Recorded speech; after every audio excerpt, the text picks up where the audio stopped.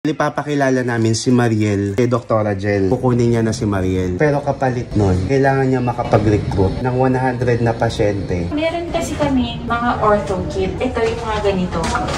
Nire-refer namin makapagbenta ng 100 na ganito. Referral for braces. At least mga 25. Okay. Tignan mo yan, no? Ha? Nawaw, mali ka. Bumati ka naman muna sa ating mga... Hello mga kabaga. Ayan. So, alis kami ni Ganda. Saan tayo pupunta? Dentista. Sino makakasama natin? Si Mariel Pamintaan. Ngayon, aalis kami dahil ipapakilala namin si Mariel kay Dr. Jel. Ito yung una nilang pagkikita. First time nila magkikita. Oo. Papakilala nga eh. Pinakilala bang nagkita na dati? O ngayon, nung huling punta ko kasi kay Doc, may napag-usapan na kami. So ngayon mga kabagang, kaya nag-i-intro na kami ngayon ni Doc. Kasi next week, pupunta na dito si Mariel para mag-meet na po kayo. Officially, mag-meet na si Mariel tsaka si Doc Jel. Pero syempre, yung mga bagong salta dito, dapat binibinyagan. Kasi mga kabagang, si Doc Jel, kukunin niya na si Mariel. Para ang mangyayari, o-offeran niyo po siya, Doc. Pero kapalit nun, kailangan niya makapag-recruit ng 100 na pasyente at kailangan niya makapagbenta ng 100 dental kit. So, Mariel, pasensya ka na ako napapanood mo man to. Ganito talaga. Masanay ka na. Etong araw na to, pinagplanuhan na namin to ni Doc. Oo. Ngayon, sinasabi ko lang sa'yo, ang iniwasan ko lang, baka mamaya, mas OA ka pa kay Mariel mamaya. Ina-aware lang kita, ha? Ngayon, mga kabagang, palis na kami ni Ganda at kikitain na namin si Mariel. In 3, 2, 1, shoot! In 3, 2, 1. Magbilang ka in 3, 2, 1. 3, 2, 1. Hop! At ayan mga kabagang, kasama na natin si Mariel. Hello! Ready ka nang ma-meet si Doc? Yes! Mabait naman si Doc. Papabunot ko yung bagang po namin. Pasok po.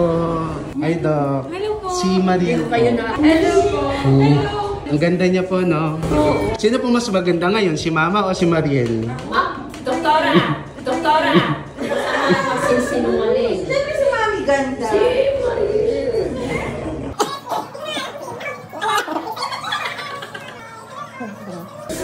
Papasok na siya. Ginawa ko sa suot ni Mariel. Kain kayo po. Wow, nakal. Si Robinson's Middle East. So, yung...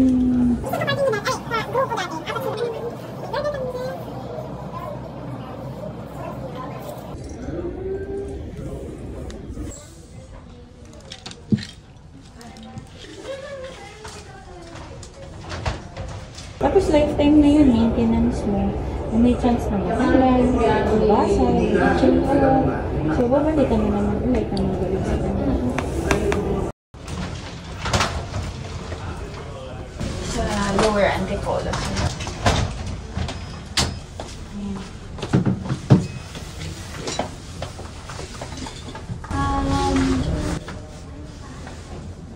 Tukod dun sa contract, meron kasi kaming pinapagawa, pero for formality lang naman.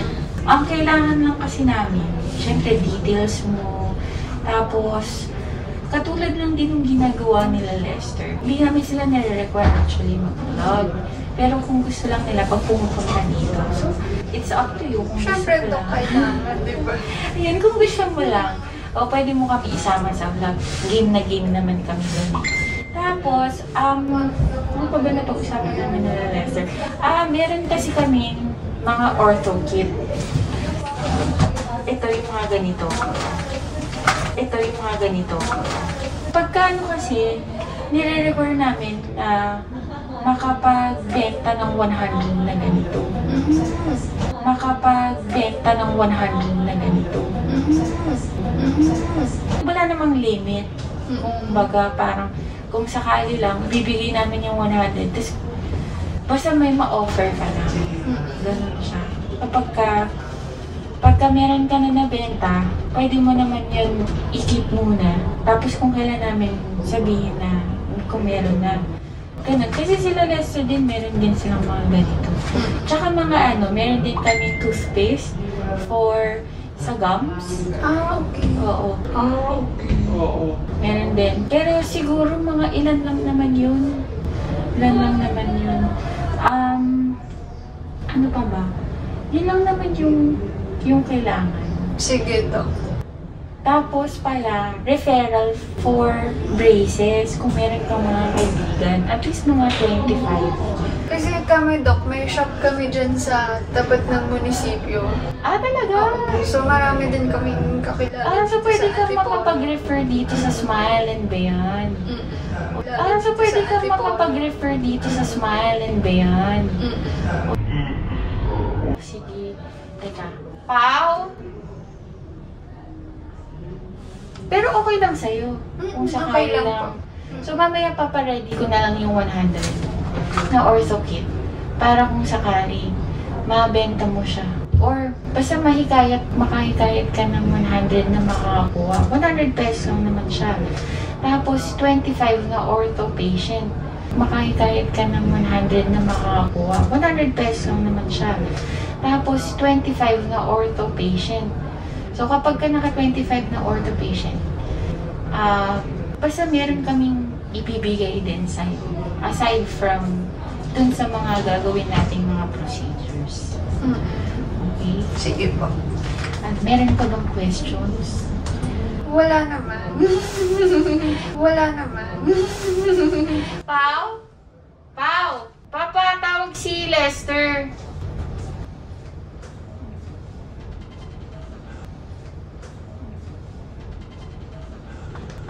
Sir Lester, tawag ko kayo. Tawag ko kayo. Dito sa... Diba may ganito rin kayo? Nakakailan na kayo? Hindi pa yata kayo nakapag-complete eh. Nasa 60 pa lang, Doc. Kasi, Pero may mga nag-i-inquire naman sa amin. Bakit po? wala kasi siya. Bibigyan ko din siya ng 100 na ganito. Na kailangan niyang i-ano? Oo. Okay naman sa kanya.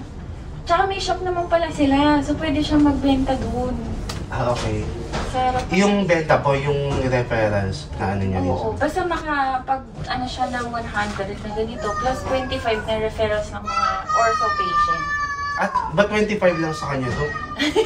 Bigla po. Hindi, dami lang sa amin eh. Babae siya eh. Sama. Oh, gentle. Okay lang sa kanya, Doc. Okay lang naman sa kanya. At saka meron pala kami bago, yung mga toothpaste kasi. Para sa gums yun eh. Okay. Ano yung Doc, gawa nyo talaga yung products? Hindi. Meron kaming supplier. Pero hindi kasi siya nabibenta sa supermarket o kaya sa mga drugstore lang. Kaya parang special siya na toothpaste. So ano pong for the selling gums. point nun pagka binenta namin yung for the gums? Anong sasabihin namin? Kapag merong, kasi madalas, ang complaint ng mga pasyente, yung dumudugo na gums or namamaga na gums. So kapag meron kayong kaibigan na, dumudugo or kapag nagbabrush, yun, pwede mo yung offer. Magkano yung benta niyan ngayon, Doc? Ito, 100. 100? Medyo nagmura yung... 120 ba yung sinabi ko sa'yo Oo, dati? 120. Oy, Doc, ang daya mo. Kung 25 sa kanya, baka naman pwede na close deal na tayo. Hindi kasi, sa akin 100 din. Doc, kapag artista, kailangan may kinikilingan tayo. Hindi naman. Ay, grabe. Grabe ang galing mo, Doc. Hindi, pero may tindahan sila, Doc. Oo nga, yun nga, perfect nga eh.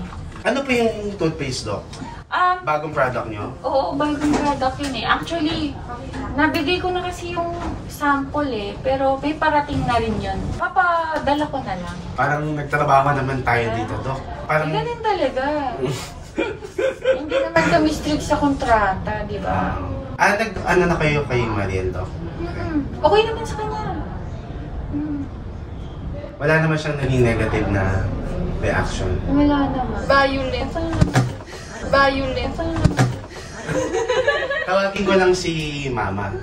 I-ano niyo sa kanya yung natitirang products na kailangan namin i-ano niyo po sa kanya. Oh, sige. Ma, tawag ka nito. Tawag ka nito. Oo. Hindi ako. Paano lumabas na? Hindi na ako lumabas. Hindi ka tinatawag. I-ano niyo na po, i-remind niyo na po siya. Oh. Yung mga ganito po ha. Ano na? Yung mga binibenta po natin na ganito. Hindi kasi 'di ba? Ginawang kanya ng postiso. Oo. O yan, kailangan mong magbenta ng ano. Para makabawi. Toothpaste? Sa Toothbrush? Mga ano po, ortho. dental kits. Dental kit. Parang halikan mo naman si Doc kung maka... po. Hindi, sinisisit. Yan, kailangan mo, ako kasi nakapagbenta na ako ng 60 plus, 100 yung dental kits na kailangan mabenta. Ikaw na lang dun sa natitira. 100 plus. Hindi, 100 pieces na kit. Ganto. Oo. Magkano isa? Ganto. 120 nung unang binigay nito kay Mariel, ang benta niya 100. 100? Saan? Nagmura na eh. 100 ang bawat isa. Opo. Kailangan makabenta tayo. Ng 100 na pieces na ganyan. Hala. Pero nakabenta na ako 66. Nakabenta ka ng 66. Ikaw O, na lang di sa ko na lang natitira. magbebenta. Saan ko ito ibebenta sa atin sa subdivision? Oo, pati yung referrals, kulang pa tayo. Ano to, toothbrush lang? Toothbrush Ano ba yung iba? po, may tongue scraper. Kailangan din, yun yung bago, di ko na lang kita iniremind sa'yo kasi baka ma-stress ka. Pero bilang nandito ka na, kailangan din may natitira pa tayong kailangan ma-refer kay Doc. Parang yun yung kapalit ng ginawa sa ngipin mo. Ako yung Na nagpapakain. magbebenta? Oo, tsaka magre-refer ng patients. Hindi, alok natin to, ganun. Hindi, malamang, paano mo mabibenta kung di mo iaalok? Oh. Dadalahin na natin? Oo. Opo, padadala. Mga 30 plus, 30, ay lang pala, 33? Ay, 34. 34 pieces yung kailangan mo mabenta. Wala naman tayong contract, Dok.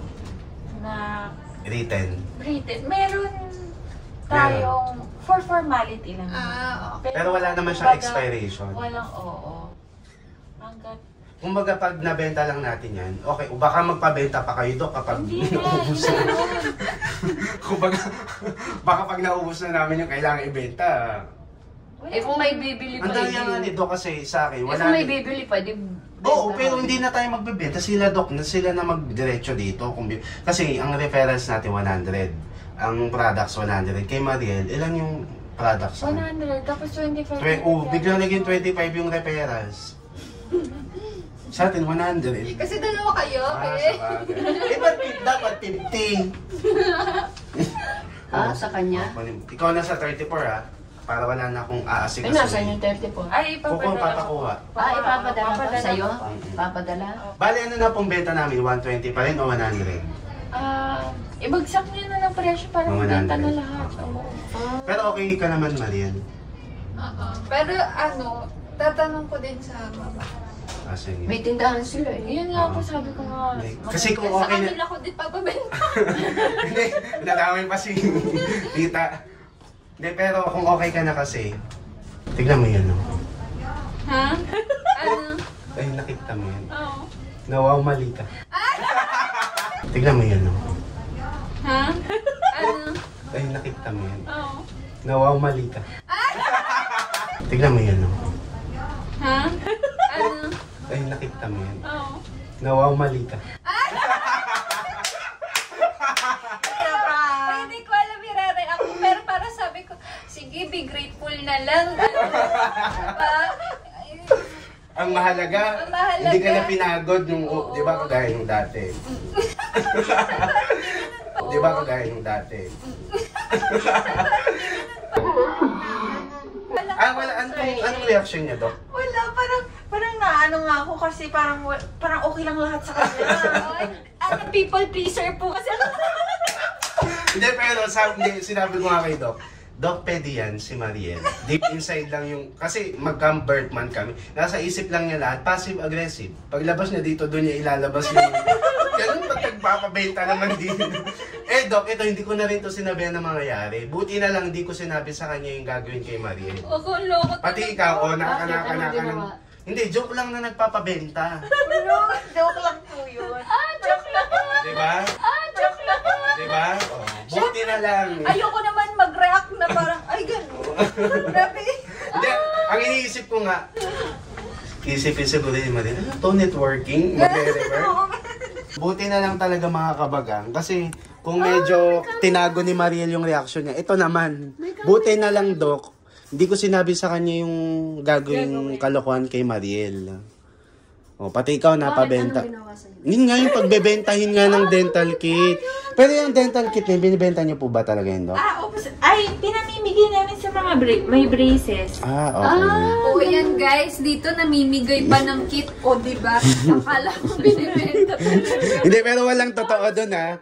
Mga kabagang, walang totoo sa lahat ng pinag-usapan nila, Doc. Alam nyo naman yan. Magka-birth mat nga kami. Kasi nasa utak ko lahat ng reaksyon eh. Pero hindi ko nilalabas sa bibig. Ganyan kasi tayong mga people pleaser.